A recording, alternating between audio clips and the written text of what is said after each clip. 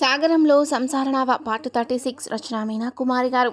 జానకి ఉదయాన్నే లేచి చక్కగా స్నానం చేసి అందంగా ముస్తాబైపోయింది. వసుంధర చీరలు నగలే వాడుతుంది ప్రస్తుతానికి జానకి. తనకు చాలా చీరలు నగలు ఉన్నా కూడా ఎంతో ఇష్టంతోనే వసుంధర చీరలు నగలు ధరిస్తుంది జానకి. ఎంత అందంగా ముస్తాబయ్యి మంచం దగ్గరికి వచ్చింది. భర్త ముఖం చూసింది. నిండు చంద్రుడిలా అందంగా మెరిసిపోతూ ఉన్న భర్త ముఖాన్ని చూసి కిటికీలో నుండి బయటకు చూసింది. చీకటిగానే ఉంది. ఆకాశంలో ఇంకా చంద్రుడు తొంగి చూస్తున్నాడు. 5 గంటలే అయ్యింది అని నవ్వుకుంది. మాటరాని మౌనంలో ఎన్నో అందమైన భావాలు ఆ అమ్మాయి మనసులో అల్లుకుపోయాయి. తన మూగ మనసుకు ఇంత మంచి మనసు జత అవుతుందని, ప్రతి విషయంలోనూ అంత సున్నితత్వం, అంత మంచితనం, అంత ప్రేమ కలిగిన భర్తను పొందిన జానకి మనసులో ఎంతో పొంగిపోతూ అలాగే నిద్రిస్తున్న భర్త వైపు చూసి సిగ్గుపడుతూ నవ్వుకుంది మురిపంగా. రాత్రి జరిగిన సరసమైన సంఘటనలలో తనను ఎంతో సున్నితంగా చూస్తున్న భర్తను కావాలని అల్లరి చేసి రెచ్చగొట్టింది. నెమ్మదైన దృఢమైన గంభీరతత్వంతో ఉండే శ్రీరాముల్ని కూడా ఆటలు పట్టించి అతనిలో కూడా అల్లరితనాన్ని బయటకు తీసుకురాగలిగింది. గుర్తుకు తెచ్చుకొని నవ్వుకుంటూ ఉంది జానకి. ఎంతో ముచ్చటగా తనకు జీవితంలో వివాహం అవుతుంది అని అస్సలు అనుకోలేదు. వచ్చిన వాళ్ళందరూ మూగపిల్ల అని వెళ్ళిపోయేవాళ్ళు. లేకపోతే ఆస్తి మొత్తం అమ్మాయి పేరు మీద రాస్తే పెళ్లి చేసుకుంటామన్నారు. అటువంటి సంబంధం వాళ్ళను ఎలా నమ్ముతారు అమ్మ వాళ్ళు?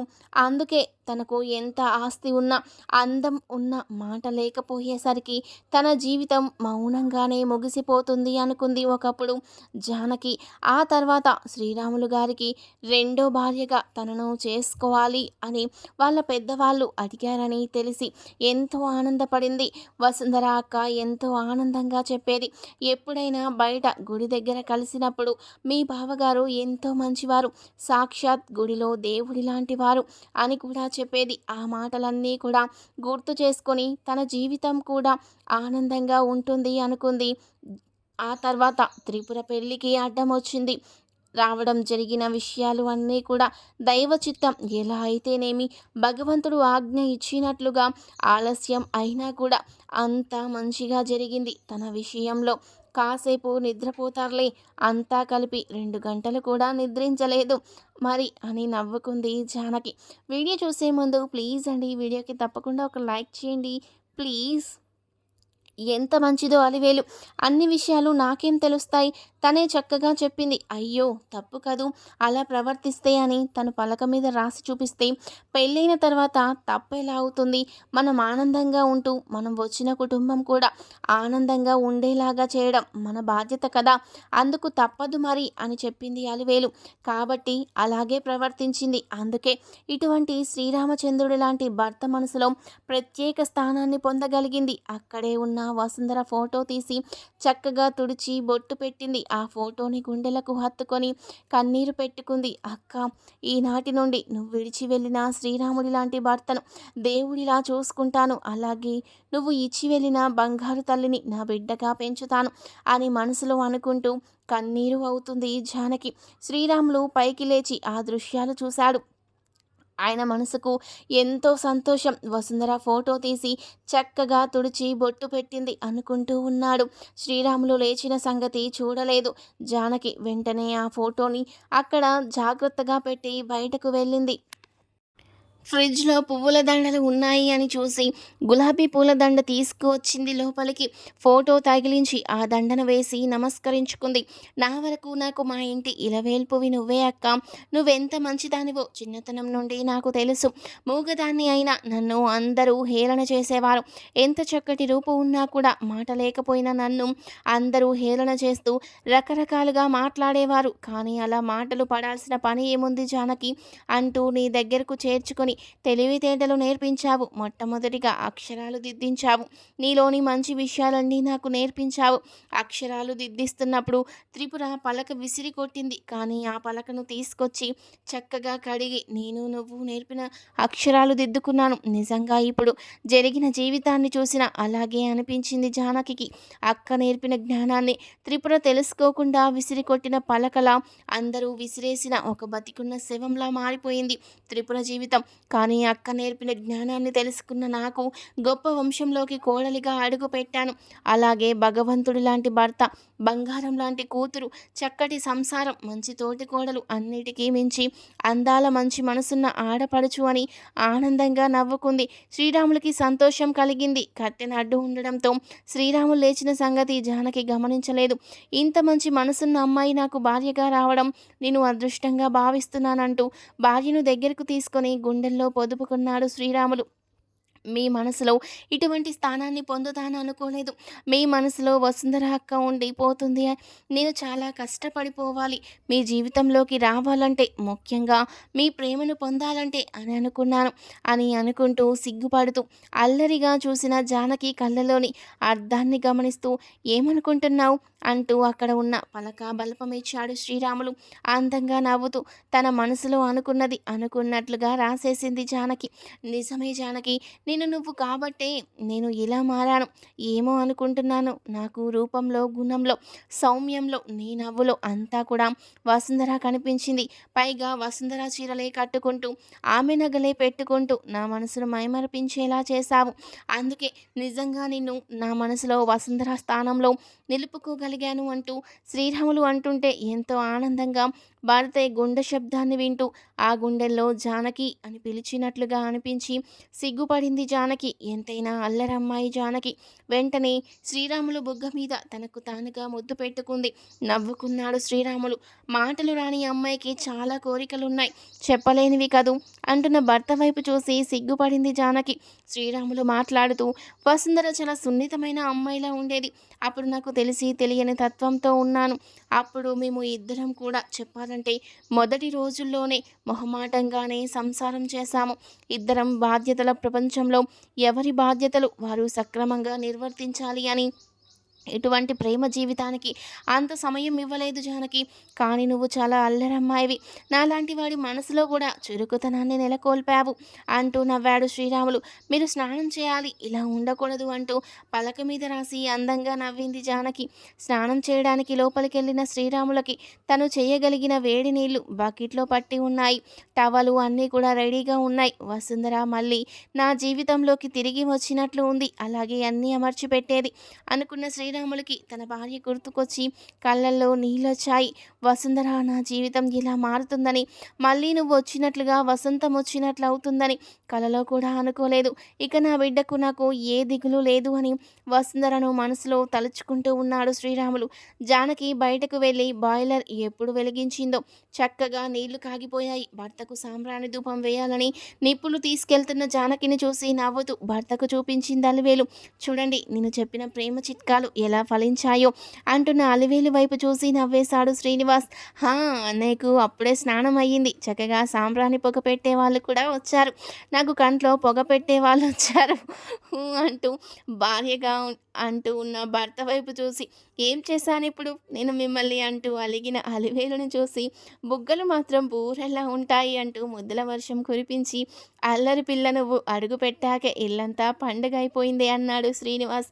ఉండండి, మీకు కూడా సాంబ్రాణి ధూపం వేస్తాను అంటున్న భార్య వైపు చూసి, నాకు సాంబ్రాణి ధూపాలు ఏమీ వద్దు, కానీ స్నానం మాత్రం నువ్వే చేయించాలి, అలాంటి వేడి చాలు నాకన్నాడు అల్లరిగా శ్రీనివాస్. భూషణం గారి కోట ఆనందంగా సంతోషంగా కలకలలాడుతూ ఉంది. పట్టుబట్టలు కట్టుకొని శ్రీరాములు అందంగా కనిపించాడు అందరికీ. కొత్తగా శ్రీరాముల ముఖం మీదకి కుంకుమ కూడా వచ్చింది. కొడుకుని చూసుకొని ఆనందపడిపోయారు భూషణం గారి దంపతులు. అన్నయ్య, వదిన నీకు బొట్టు కూడా పెట్టేసిందా అంటూ నవ్వుతూ వచ్చింది శ్రీవాణి. శ్రీరాములు అందంగా నవ్వాడు. పాపాయి శ్రీవాణి చేతుల్లో నవ్వుతూ కేరింతలు కొడుతూ తండ్రి మీదకు దూకింది.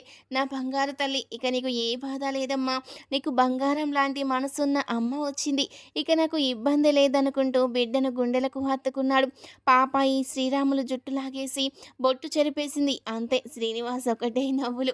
అన్నయ్య, మీరు బొట్టు పెట్టుకుంటే స్టైల్గా లేరంట మన బుజ్జాయికి అని నవ్వుతూ అన్నయ్య వైపు అలాగే కాసేపు చూశాడు ఆనందంగా.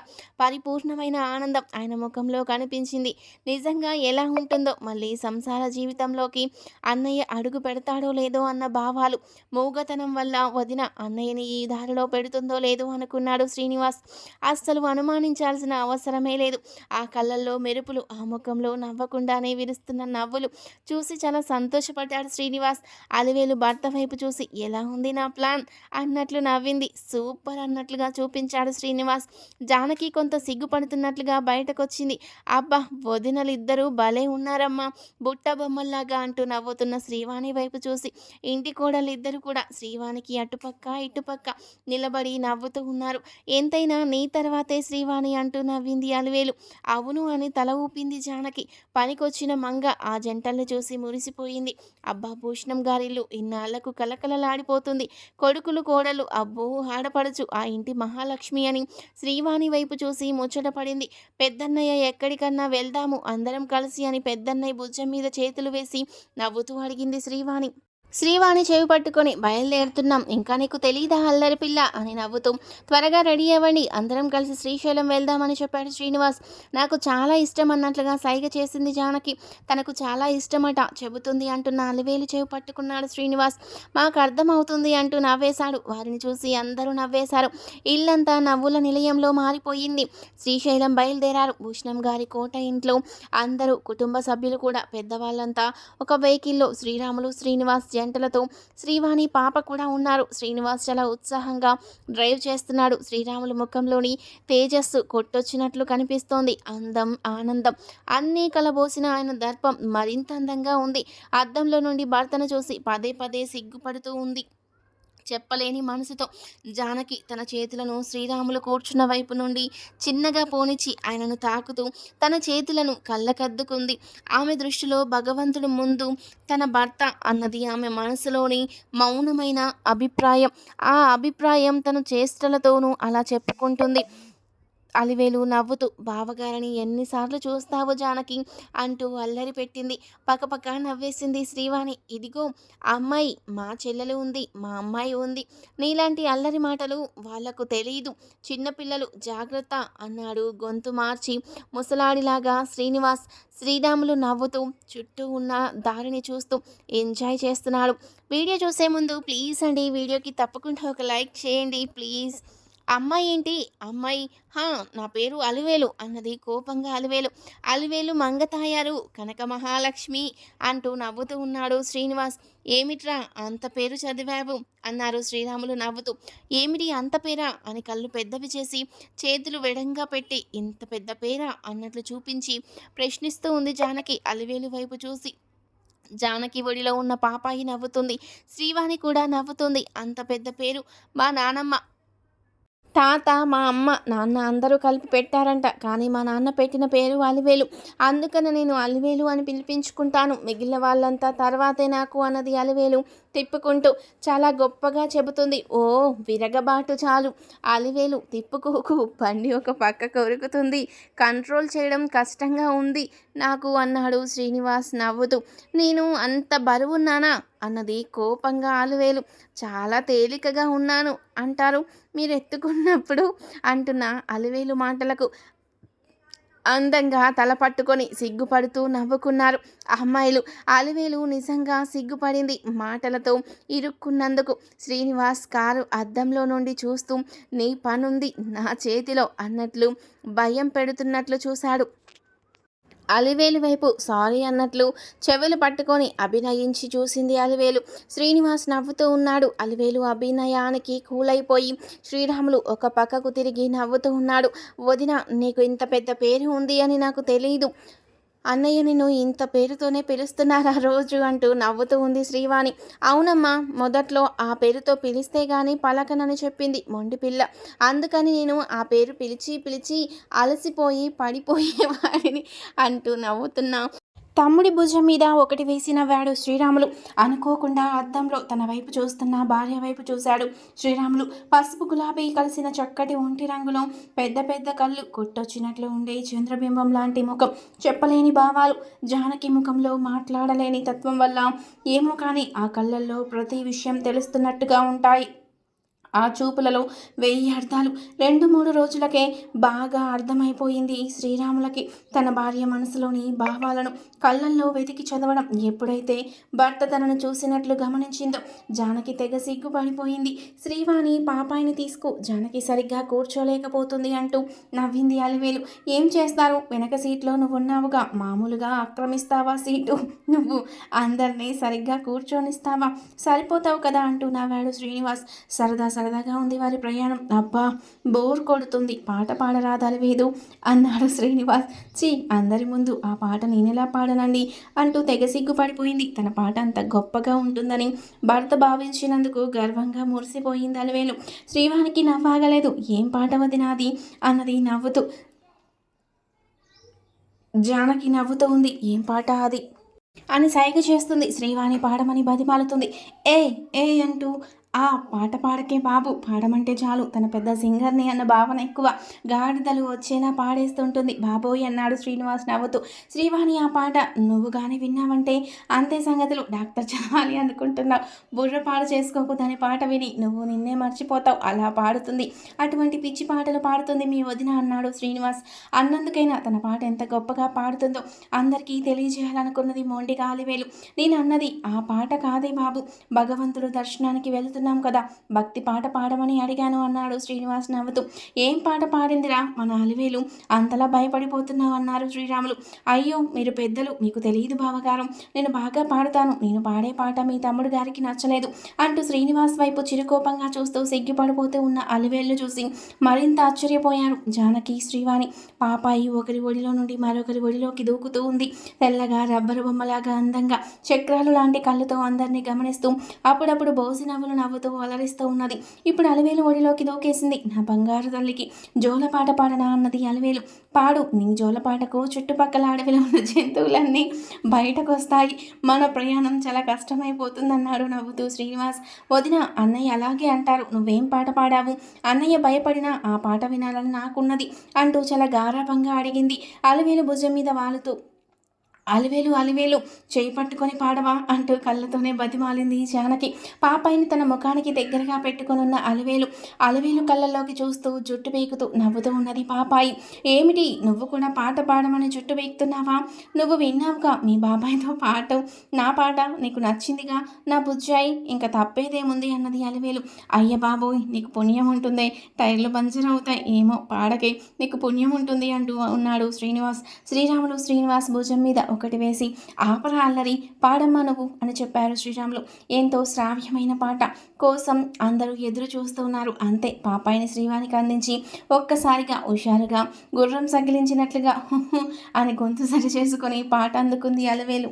వస్తాడే నా బావ, నా కోసం వస్తాడే, కోరిన నగలు తెస్తాడే, చీరలు కూడా ఇస్తాడే, కోరినట్లుగా ఉంటాడే అంటూ మధ్యలో మ్యూజిక్ కూడా నోటితోనే గుప్ చిప్ అంటూ మైమరచిపోయి పాడుతూ అలివేలు. మధ్యలో వచ్చే మ్యూజిక్ కూడా నోటితో శబ్దాలు వింతగా చేస్తుంటే అసలు నవ్వాపుకోలేకపోయారు అందరూ.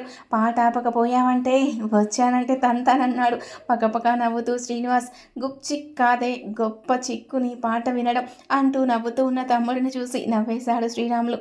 మాస్ మసాలా హీరోయిన్కి పాడే విధంగా పాడుతున్న అలివేలు పాటకు అందరూ నవ్వేశారు. జానకి నవ్వుతూ ఆ మధ్యలో వచ్చే శబ్దానికి అర్థం ఏమిటి అని సైగలు చేసి అడుగుతుంది. పాపాయి శ్రీవాణి చేతుల్లో నుండి అలివేలు చేతుల్లోకి వెళ్ళిపోయి చక్కగా పైకి గెంతినట్లుగా ఎగిరినట్లుగా యాక్టింగ్ చేస్తుంది.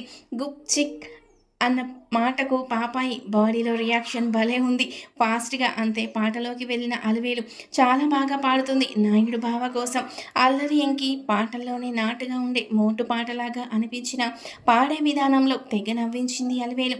అసలు మధ్యలో మ్యూజిక్ కొడుతున్నప్పుడు అందరికీ నవ్వు ఆగలేదు. వీడియో చూసే ముందు ప్లీజ్ అండి వీడియోకి తప్పకుండా ఒక లైక్ చేయండి ప్లీజ్. చూస్తున్నారు కానీ ఎవరు లైక్ చేయట్లే, ఒక్క లైక్ చేయండి ప్లీజ్. ఏమిట్రా ఇంత బాగా పాడుతుంది, బయట మ్యూజిక్ కూడా అక్కర్లేదుగా అంటున్న శ్రీరాములు వైపు చూసి తెగ నవ్వాడు శ్రీనివాస్. రోజు చావ కొడుతుంది, రాత్రి ఒక్కసారైనా పాడుతుంది, దానికి ఆ సమయంలో ఆ పాట హుషారుగా పాడడం, మ్యూజిక్ కూడా నోటితోనే అనడం, తను రెచ్చిపోవడం యథాతథంగా జరిగే విషయమే అని మనసులోనే అనుకుంటూ అద్దంలో నుండి అలివేలు వైపు చూసి నవ్వుతున్నాడు. కళ్ళతోనే ఆపమని సైగ చేస్తున్నాడు శ్రీనివాస్. పాట బాగుంది, మ్యూజిక్ అదిరిపోయింది వదిన అంటూ చప్పట్లు కొడుతూ ఉంది శ్రీవాణి. పాపాయి డ్యాన్స్ చేస్తుంది. జానకి కూడా ఆ గుప్ చిక్ అనే మాటకు అర్థం తెలియక ఏమిటి అని అడుగుతూ నవ్వుతూ గోలగోల చేశారు. చూడు అంటూ నవ్వుతున్న శ్రీనివాసు నువ్వు చూసి అందరూ నవ్వారు. కారు కొండ ఎక్కుతుంటే అందరూ గోలగా అరుస్తున్నారు, ఆనందంగా ఉన్నారు. ఇప్పుడు శ్రీరాములు ఉన్నాడన్న భయం కూడా లేదు. శ్రీరాములు కూడా జానకి నవ్వులు ఆస్వాదిస్తున్నాడు. ముఖ్యంగా పాపాయి నవ్వుల్లో తన ఆనందాన్ని, భార్య ముఖంలోని సంతోషాన్ని చూస్తూ హ్యాపీగా ఉన్నాడు. పాట పూర్తి చేసిన అలివేలు దగ్గుతూ ఉంది. అవును, మ్యూజికల్ సాంగ్ సొంతంగా పాడావు కదా, గొంతుల నుండి వచ్చిన స్వరాలకి గొంతు దెబ్బతిని ఉంటుంది. మంచినీళ్ళు తాగు, మరి పూనకం వచ్చినట్లు ఆ విధంగా ఊగిపోయి పాడాలా అంటూ వాటర్ బాటిల్ అందించాడు భార్యకు. శ్రీనివాస్ మంచినీళ్ళు తాగుతూ ఉంటే జానకి ఆ మాటకు అర్థం ఏంటి అంటూ అడుగుతుంటే ఏదైనా ఒక సందేహం ఉంటే అది తెలుసుకునేదాకా ఆగదు, తెలుసుకునే వరకు ఊరుకోదు. అసలు నిజానికి మాట లేదు, కానీ జానకి అల్లరి పిల్ల, అందరూ నన్ను అంటున్నారు అంటూ బూరెల్లాంటి బుగ్గలను అందంగా రెండు పక్కల ఒకేలాగా తిప్పుతూ మూతిని ముడుచుకుంది అలివేలు. శ్రీనివాస్ వైపు అద్దంలో చూసి సైగలతోనే చెబుతూ, కానీ అలివేలు ముఖాన్ని గమనించిన జానకి ఆ మాటకు ఇదేనా అర్థం అంటూ కళ్ళతో సైగ చేస్తూ చేతులతో అర్థమయ్యేలా చెప్పింది. అంటే మరిదిగారి వైపు అల్లరిగా చూస్తున్న ఈ చూపులే అని ఆ మాటకు అర్థం అన్నది జానకి మనసులోని భావన అని తెలుసుకున్న అలివేలు సిగ్గుపడిపోయింది. అంతే, పక్కున నవ్వింది జానకి. అలివేలు కూడా నవ్వేసింది. అది గమనించిన శ్రీనివాస్ నవ్వాడు. శ్రీరాములు ఇంకా నవ్వారు.